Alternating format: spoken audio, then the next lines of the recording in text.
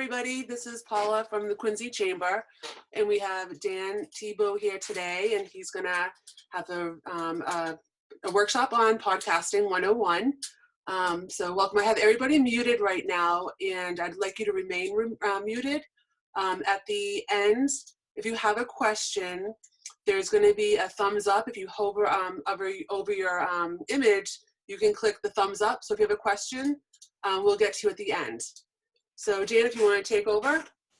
Yeah, thanks. Thank you very much. Hi, everybody. I'm Dan Tebow from Fast Twitch Media. It's great to be here, first of all.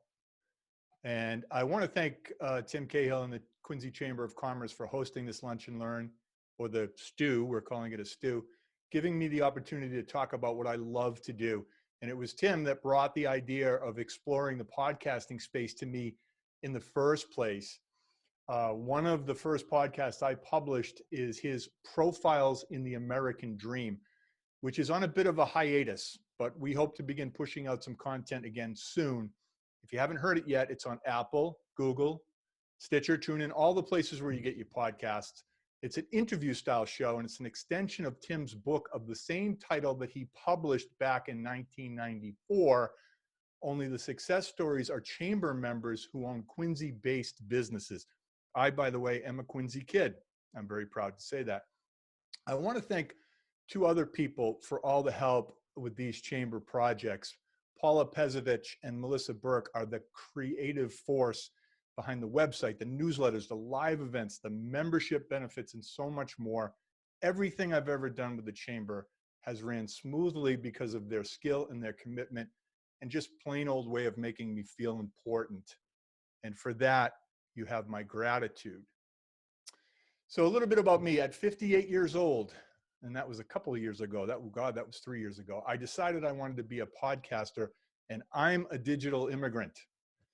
It was a deep dive. I drank from the fire hose, but what I learned is that podcasting is DIY, and I don't necessarily mean do it yourself. For me, that acronymed out to Dan Invested Years. So I'm here today to share that knowledge with you, get you moving in the right direction, helping you avoid the mistakes, the pitfalls, to give you all the little tips and tricks I've gained over the past 3 years. Podcasting is a mystery to many people. It's an insurmountable technical challenge for people, a scary leap into an unknown space. But I have two words for that type of thinking: podcast, schmodcast. You can do it. Believe me, you can do it. If I can do it, anybody can do it. This Venn diagram is great exercise to help people decide what the format of their show is going to be or their topic, but it's also going to let you understand a little bit about my own personal podcast. On the left is knowledge. What are your knowledge and skills? What are you really good at? This is perhaps your career, your training, your experience in an industry or other field of work. This is what you have a black belt in, what you know cold. And on the right, this is the things you would list that you're passionate about. Why do you get out of bed every morning? What are you curious about? And what makes your life fun, exciting, and worth living? And what value can you bring to the world? I love history. I taught it for a while years ago. I love history, culture, social structures, change, that type of thing. And nerd alert, I have a metal detector. And that's my hobby. I find really old relics and coins in the ground. But when I hold those things in my hand, I love that. I love thinking about who owned them and what their life was like all those years ago. So for me, finding old relics in the earth and telling stories about them, this is where those two, circles kind of overlap, and that's kind of where you could find your topic. And, I call my podcast Life Underground. My podcast is purely an extension of my hobby. It's a passion project. It does not have a big following. I don't get millions of downloads. I have no sponsors, and it is in no way monetized. I do it for fun and creativity. So the question I ask everyone that I talk with about podcasting is, why do you want to have a podcast? Excuse me. This is Joe Rogan's podcast. He gets 100 and 90 million downloads per month. And he does upwards of $30,000 per episode in sponsor ad deals. He started as an independent content creator, meaning he has no overhead, no big publishing facility, no program manager telling him what to do, no middleman. He recorded episodes from his home using modest, relatively inexpensive equipment and promoted himself on social media. He is what everyone thinks of when they think of podcasters as indie free thinkers. This is also the fantasy many people have when they start a podcast. I'm here to sober you up. It's not reality for the vast majority of us. It's not going to happen. Still, the podcast space is exploding. In April, there were 91,000 new podcasts approved in Apple. There are currently over 1 million total, and that number keeps expanding month after month. But many of these podcasts are being built for a different reason.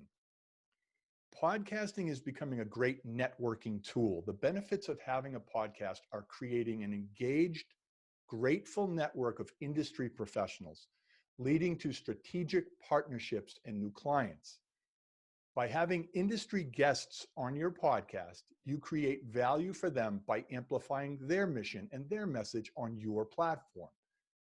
Everyone you ask to be on your show will say yes because it's cool, it's sexy, it opens doors, and it gets you into intimate conversation with them, solidifying close relationships. Through social media and campaigns and opt-in email lists, you drive eyes back to your branded website, and then you give listeners ways to subscribe on the major podcast directories. You give your guests the ability to put the episode on their branded website as well. They also blast on their social media platforms. It's another win-win. You become the connector, influencer, and industry expert. It's an instant credibility boost. No PowerPoint presentation would be complete without some graphs. I'm going to get through these really quickly, just a few, but this data is really cool. It's from the Edison Research and Triton's Infinite Dial Report for 2020. This is the most comprehensive survey for data on digital media consumption in North America. It shows that since podcasts first started in 2006, some 70% are now familiar with the term podcasting. There's a gap for sure with people who understand what it is and those who consume them, but the space is exploding, and promotion of podcasting is now taking on more traditional forms of marketing. We see it and hear about it on major television network ads, radio, and print. They really have hit the mainstream. This slide is compelling because it shows that people who have ever listened to a podcast has gone from 11 to 55% and climbs steadily year after year. That's an estimated 155 million people that have listened to a podcast in the past year. And monthly podcast consumers grew by 16% year over year, cresting 100 million for the first time. And radio has a hardware problem. Over the past 12 years, the number of people who did not own a single AM/FM radio went from 4% in 2008 to 32% in 2020. The first automobiles are now coming off the line that do not have AM/FM radios in them. Instead, the dashboard is shaking hands with your iOS device or your Android device. This is how people are listening to podcasts: desktop computers, laptops, tablets, most often on a phone, and as we just said, through your dashboard. There's another way that people are accessing them. That's through smart speakers. And I got a great story. One day, my wife and my son and we asked Alexa to play View from the Penalty Box. Guess what sport my kid plays? We gathered around the smart speaker to listen, just like in the old days of radio. It's an interesting time for sure. You know, it's maybe one of transition, but also kind of a pleasant sort of regression. I think that smart speakers may actually bring radio back into the home for the first time in 20 years. You can listen to many popular radio stations now simply by asking your smart speaker. And what do people do when they're listening to a podcast?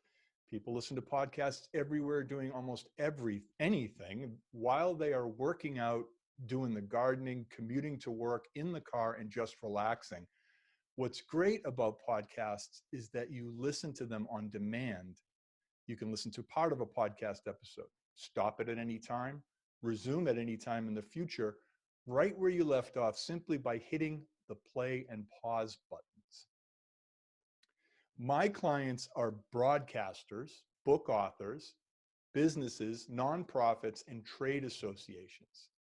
These people all want to get their message out in a unique way and interact with others in their industries to build credibility, raise awareness, raise money, expand their influence and their reach. Their target isn't hundreds of thousands of downloads. They understand what social media experts have been saying for some time now. It's not so important to have 700,000 followers on Facebook as it is to have 700 of the right kind.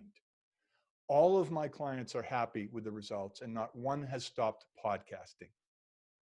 They can and do take a break, which is perfectly normal. And in even some cases, it's the right thing to do. I have some do what we call a Netflix drop, and they push out 6 shows, and then they wait 6 months, and then they'll drop another 6. The great thing about podcasting is there are no rules.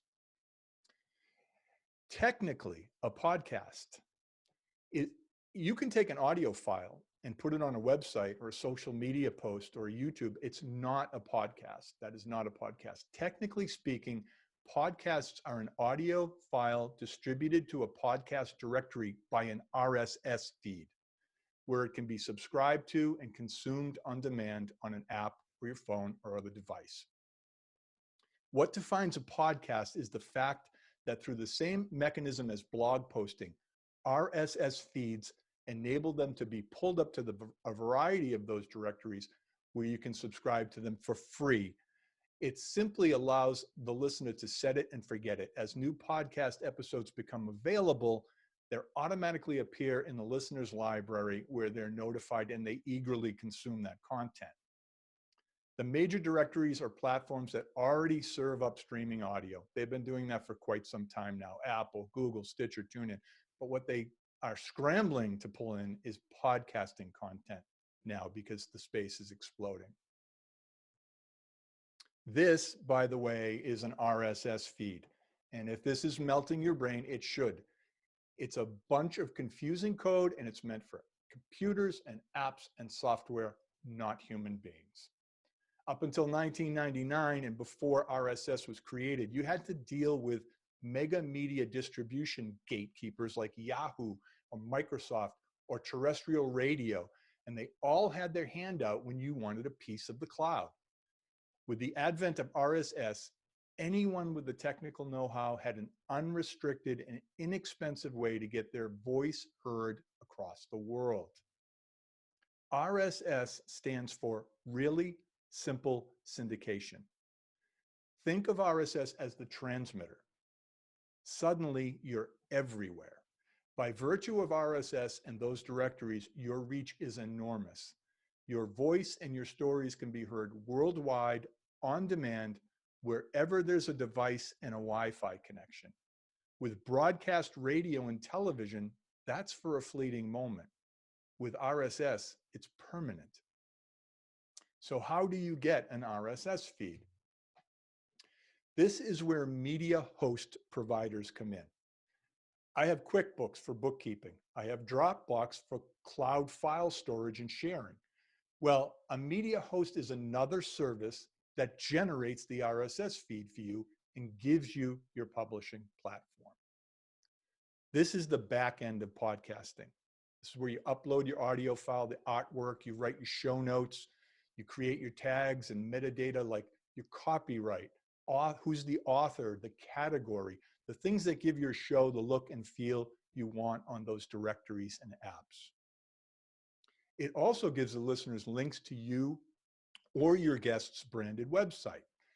There's several to choose from. I use blueberry.com for my own podcast and all of my clients' podcasts at this point.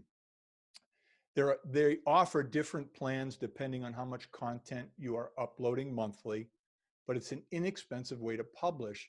It's $12 per month for 4 30-minute shows.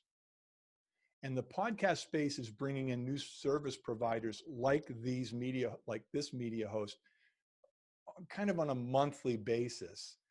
And many claim to be free and easy.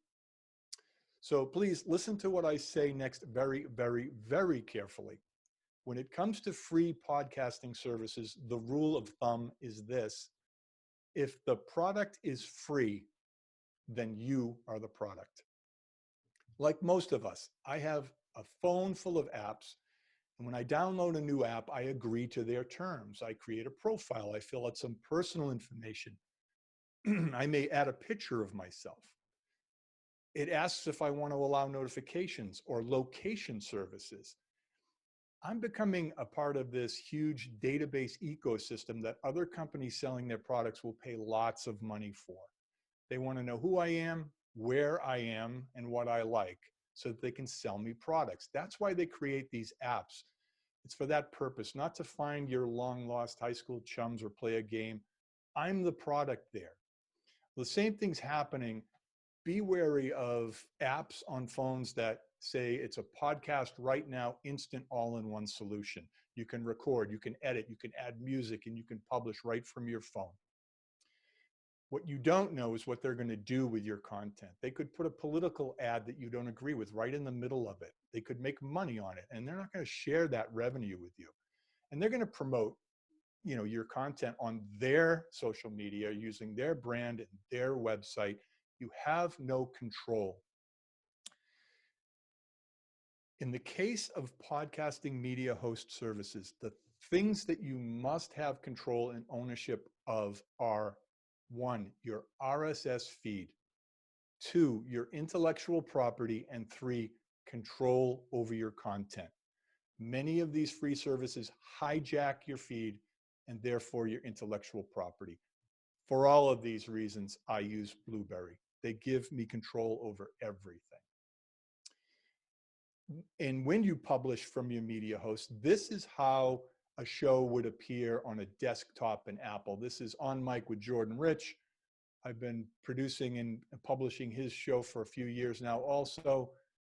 But the information that you use when you configure the RSS feed is expressed in apps like this. The show title, you'll see here. The overall description, the show notes, the artwork that's up there. The category, the clean, explicit language tags, and links to your website. After you configure the RSS feed, the submission process begins with your first episode or your intro episode. And I recommend a short 1-minute episode, like a trailer that describes what the listeners are in for. And it can take up to 3 weeks for all these platforms to approve your podcast. And sometimes they're going to email you, and sometimes you're going to have to go to their platform and see if you're up there yet. At this point, with the podcast directories, there's really no such thing as like customer service as we know it.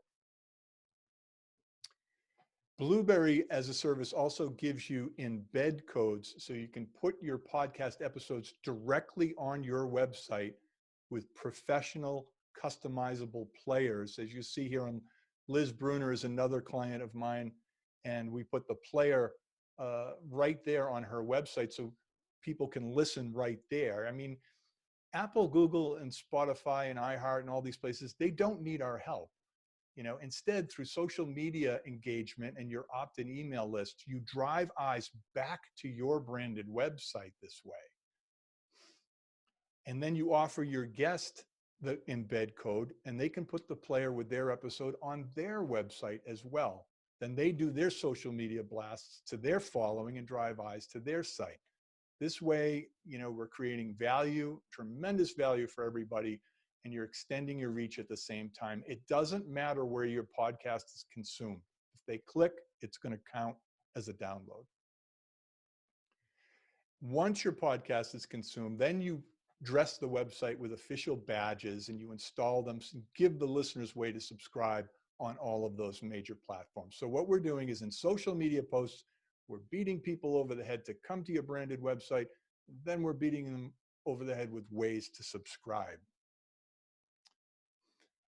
Artwork is very important because this might be your logo, so to speak, or this is what the public is going to see. It's the first thing they're going to probably see. And with these two examples here, I really love Openly Rare. I love how clean it is. I love how bright it is.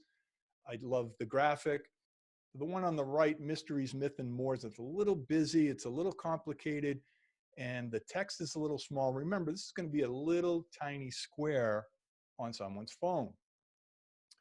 And the artwork must meet these specifications precisely. So you may need a graphics design person to create your artwork and also put it into these specs. You can do it yourself, and you can use a program like Canva, and you can do it yourself. When it comes to recording, ideally you would be in a professional recording studio. I do a lot of work at Chart Productions in Braintree with Jordan Rich and Ken Carberry. It's a professional studio. It's acoustically treated, the best equipment. However, you can do this on your own. This is a digital USB microphone. It's under $100 and it's decent quality, and it will plug right into your laptop. Your laptop will see it and find it. In some cases, you could use a handheld recorder. These go anywhere from like $150 to $400.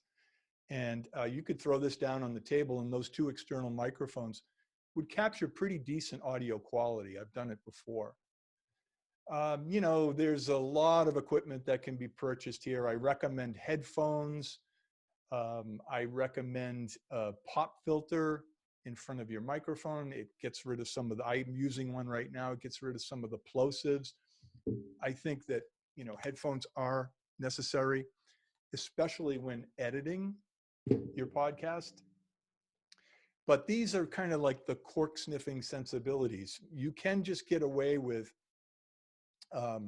using the straight microphone into the computer. I also have a great piece of equipment over my shoulder there. It's a Rodecaster Pro. Sorry. And oh, that's my smart speaker. Computer, stop. Bark like a dog. You want to try it? Anyway, the Rodecaster Pro is a great piece of equipment. It's relatively portable. You can tie in 2 phones to it, all kinds of special effects. And that's about $600. Don't tell my wife. It's about $600. And then when you buy the microphones and the cables and the headsets for everybody, the headphones for everybody, it's about $1,000. You will also need software program on your computer to record into. Now, disregard what I said about free earlier. Audacity is a free software program. It's an open source software program. It does not cost a dime. They're not looking for anybody's data. And it is a great way to record. It's an inexpensive way to record. And there's everything you need there to record a podcast and lay in music beds and that type of thing. GarageBand is also available on any Mac laptop and tablet, I believe. It's a free app that comes with it, and that will work as well. A note about music beds. Be your best digital self. Do not use, you can't just use somebody's music. And there are AI programs out there that monitor podcasts, and they can tell if you're using licensed music. So you have to be very, very careful about that. I subscribe to services where I get all kinds of music, every genre that you could think of, every tempo, every beat, every instrument, and I have sound effects too. If I need a zebra in Chicago with a head cold, it's there. I have all kinds of, and it's a service that I pay for, but it's worth it. And you really need to pay attention to your music. You can't just use any old music that you want. In general, this is where the work comes in. It can take time to produce a podcast. If you wanted to do 4 shows a month and you wanted to get them all done in one day, I'm going to say it's going to take about 4 to 5 hours of prep time on that. And then you would pick one day to record to try to be efficient. Maybe you'd need a 5-hour segment of time. You'd have to line up your guests and that type of thing. And then editing the episodes, depending on how, fine you want the quality to be, the production values, it's about 2 to 3 hours per episode. And then publishing, there's a learning curve around using these media hosts and publishing. So I'd say it's going to take, some time in the beginning, but then about 30 minutes per episode after you know how the system works. And then you're going to want to promote it on social media and dress the website about another 2 to 3 hours per week. Perhaps you have people on your team that can complete these tasks for you, but if you're going solo, consider this is going to be a time suck in that way. Again, I use Blueberry and I am an affiliate with them. So if you do happen to open an account, use this promo code FASTTWITCH and you'll get the first month for free. So I hope that I went 1 minute over, Paula and Melissa. How's that? I thought I was going to go to 25. It's 26 minutes. It's time for questions. I also want to say that all of today's participants, you are eligible for a free 30-minute personalized consultation with me, either in a call or a Zoom meeting, your choice. Also, everything that I talked about today, there's a hyperlink to it. I gave that to Melissa and Paula, and they will send that to you as well. So you can research this, go online, take a look, especially that Edison data is really, really important because it covers a whole much more than podcast, all digital media consumption. So that's it for me, folks. I hope you enjoyed that. And I'll stick around to answer any questions. I'm going to end the slideshow right now. Thanks, Dan. That was great. I actually have a question. So if someone was really just starting out, do you suggest if they were to have just the microphone and one of the apps that you were talking about, if they were just starting out today? I would highly recommend that. And because then you can get recording, you can start hearing yourself, you can start, learning the software program, but more importantly, getting your chops down, getting your interview chops down or your narration chops down. Okay. So if anybody has a question, you can either do a thumbs up on your screen or type it in the group chat room, and we can unmute you and you can ask Dan yourself. Anybody? Don't be shy. Did I unmute myself? You did. You did. All right. Yeah, I have a question for Dan because we've done some podcasts before. You gave sort of a tutorial on how to do it yourself. But if someone just has an idea, are there people out there, yourself and others, who can help put all these technical pieces together and even help record? And then what is the process from, sort of recording it and to trying to monetize it, to try to figure out how to maybe make some money and make this a career if that's what you wanted, or a side gig or something? Yeah. Well, I gave the Joe Rogan example, and that's the pinnacle of podcasting and monetization. However, with a modest listener base, you can still monetize. You can still get people that will pay to have their sponsor ads on your program. I'm doing that with a bunch of my clients, and they don't have millions of downloads. It's more about who your followers are, and are they the demographic or the particular people that the sponsor is looking for. In the case of Candy O'Terry and the story behind her success, she has Tech Help Boston is looking for her demographic, the people who listen to her show. He's trying to market to those people. So that's possible. Now, in regards to putting it all together, there's a lot of moving parts in a podcast. And, if you don't want to experience that learning curve, you just don't have the time. I do that type of work for people. That's what Fast Twitch Media is all about. I can do any or all of those things: record, edit, provide the music, and publish, or I can do anything in between, or I can train people how to do it as well. I've done that with a couple of clients. They're publishing on their own at this point. I hope that answered the question, Tim. So we have a question from Robin Chan. I'm not sure if she wants to ask herself. If she does, Robin, do you want to unmute yourself, or I can just ask it? So her question was, how do you record interviews over the phone for your podcasts? It's a tough one. The equipment that I have is great for that, the Rodecaster Pro board, because I can tie a phone directly into it and I can Bluetooth another phone into it, and the quality is really, really good. Lately, with some of my clients, for example, Liz Bruner, we're doing her interviews over Zoom, and I'm having her record into that handheld unit with a better quality microphone. And then we're capturing the guests' recording in Zoom. And then I'm marrying those two things in the digital audio workstation, in the software, if that makes sense. So I guess what I'm saying is I'm getting a good production value on Liz Bruner because she has equipment in front of her. And then I'm getting the not so great, the modulated. It's a little bit modulated. It's a little bit sketchy. But it kind of sounds like she's in a studio and they're on a phone. So that's one way of doing it.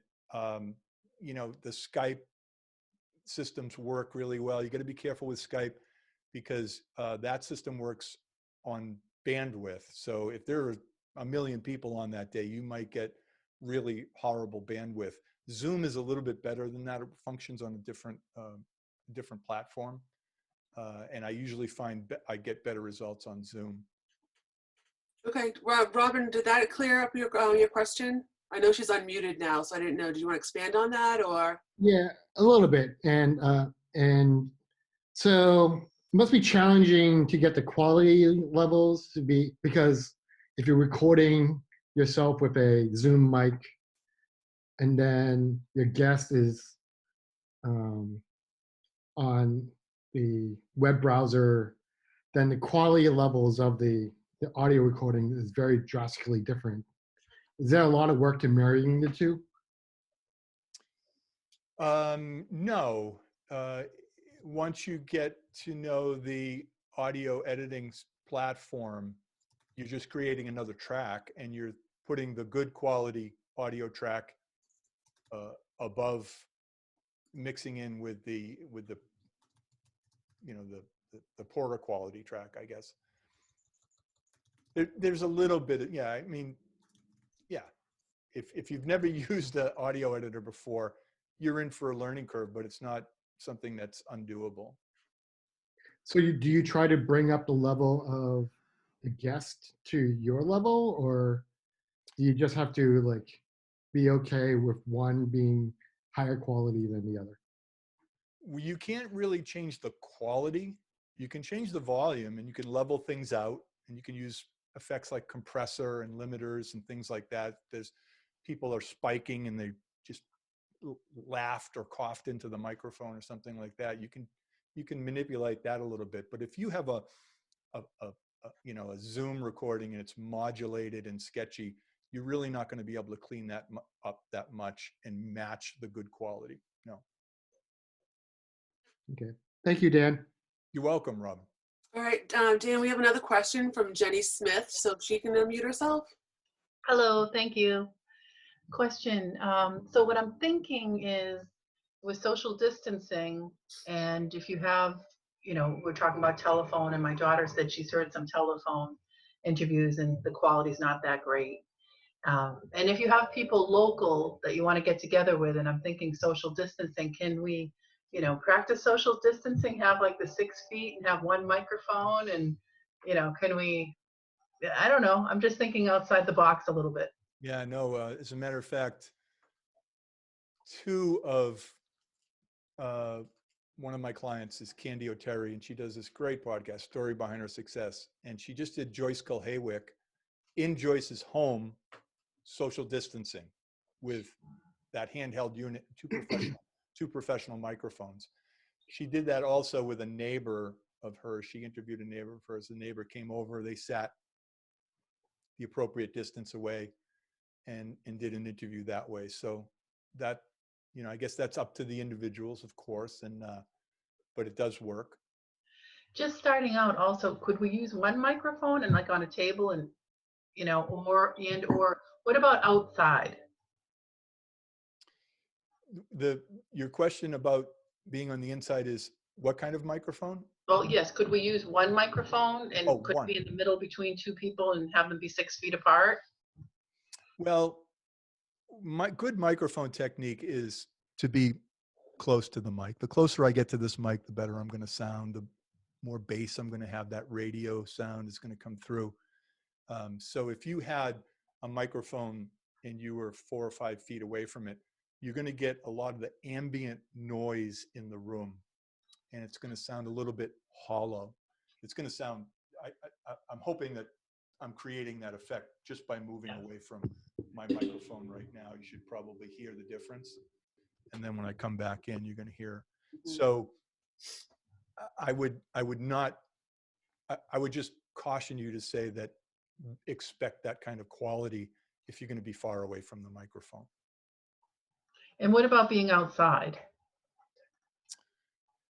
I've never recorded a podcast outside. I don't think. I know that they do it often. The things I would say you're going to get any noise. If you're in a park, you might be pleasant. You might get birds chirping. You might get cars, the trash truck backing up and the beep, beep, beep, that type of thing, whatever's in your environment. But the things you can control are like wind.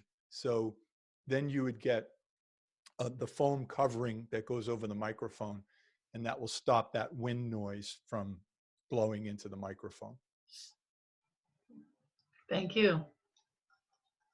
Thanks, Jenny. So anybody else have any questions? I don't see. Unmute yourself if you do. So I think that's it, Dan. We have one more. Okay. We have one more. Go ahead, Michaela. I was just wondering about the headphones and if there's a specific type. I know that I saw like the big ones that cover your ear, but would AirPods be like a also something that we could use? Because I know that those have like a microphone and a lot of people use those to get better quality with short videos or something like that. Yeah, just headphones in general. This is a really good pair of Sony MDR 7506, and I believe this is one of the hyperlinks that I gave to Paula. But this is a great set of headphones, and these are like $79. So I have, now I have like 4 pairs of them. So if I can do 4 guests with my Rodecaster Pro, and everybody gets their own set. One of the reasons for headphones is that when you're conducting an interview, it does help if everybody can hear themselves very, very clearly. The other reason for the headphones is in editing. But to your point, I mean, a set of earbuds is acceptable. I wouldn't necessarily count on them for editing purposes, but if you want to get just a beat on your voice and what you're, how you're sounding, it's fine. I mean, again, cork sniffing sensibilities, you're going to get an over the ear set like this. Okay, perfect. Thank you. Okay, so do you have anything else to mention, Dan, or bring up, or anything you've missed? I probably, I truncated this presentation. You could have gone on and on. 30 minutes. So I could have talked forever, and I did leave out a lot of things. So that, again, if anybody wants me, I'll be more than glad to jump on a Zoom or a phone call. I know people are kind of sick of Zoom, so I'll be glad to do a phone call with you and personalize it to exactly what your project is about and what you're looking to achieve. Okay. And this podcast is being recorded right now, so we're going to post that to our website if you want to go back and look at some of the points that he made out throughout the podcast. And we'll also have links to where you can purchase the microphones and other supplies. So I'll have that posted later on today on the Chamber Facebook page. So thank you, Dan. Thank you. Thanks, Dan. Great. This is, Everybody have a nice day. yeah. Thank you all Thanks, very much. everybody. Thank you. All right. Bye. Take care.